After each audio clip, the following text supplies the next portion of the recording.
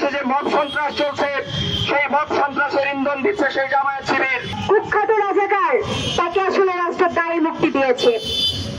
এই দায় মুক্তি দেশের জনগণ দেয় নাই, ফলে এই দায় সম্পূর্ণভাবে অন্তর্বর্তীকালীন যে সরকার এবং তার যে ব্যবস্থা সেটিকে সেই দায়ে ইতিহাসে বহন করতে হবে।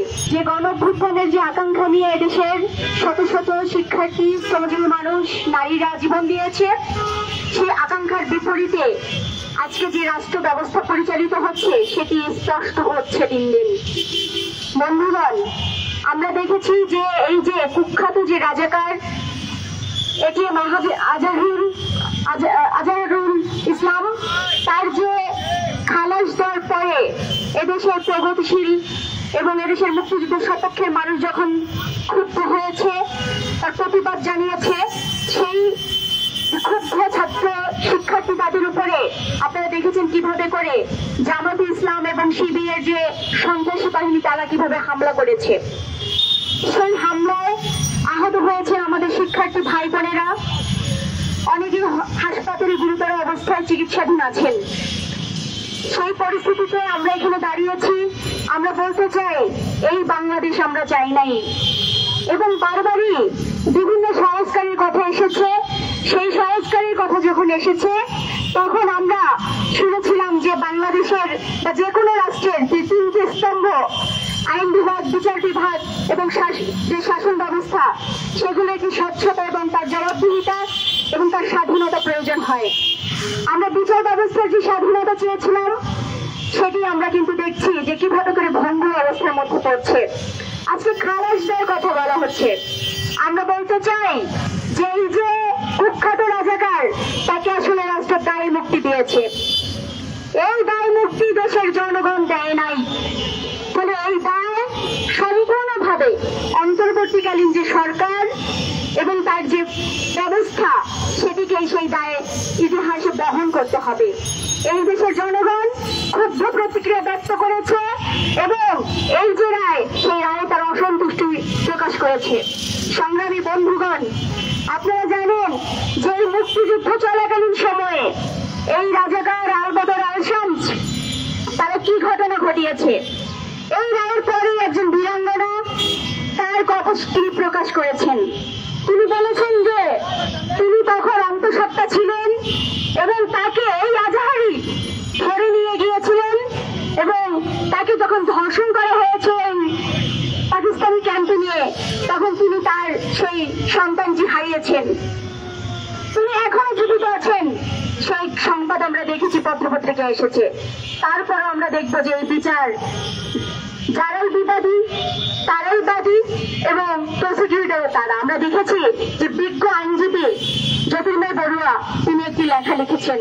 সংগ্রামী বন্ধুগণ, ফলে এই দায় সম্পূর্ণ রাষ্ট্রে নিতে হবে, অন্তর্বর্তীকালীন সরকারকে নিতে হবে, সেটি আমরা এই সমাবেশ থেকে স্পষ্ট করে বলতে চাই। আমি ছাত্র সংঘের রংপুর অঞ্চলের সভাপতি এবং পদাধিকার বলে আলবদর বাহিনীর প্রধান আজহারকে আমরা দেখেছি তাকে মুক্ত করা হয়েছে। তার প্রতিবাদে দেশব্যাপী মুক্তিযুদ্ধের পক্ষের শক্তি, প্রগতিশীল বিভিন্ন ছাত্র সংগঠন, দেশপ্রেমিক জনগণ যখন লড়াই সংগ্রাম করছেন, আন্দোলন করছেন, আমরা তখন দেখেছি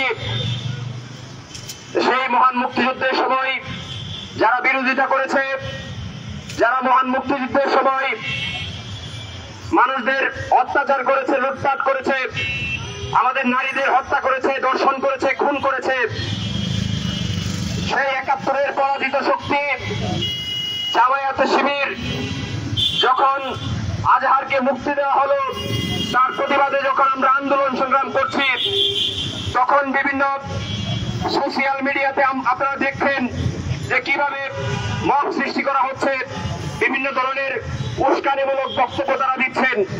এতেই তারা ক্ষান্ত হয় নাই। আপনারা দেখেছেন যে রাজশাহী বিশ্ববিদ্যালয়ে আন্দোলনরত শিক্ষার্থীদের উপর শিবিরের সশস্ত্র ক্যাডাররা আক্রমণ করেছে।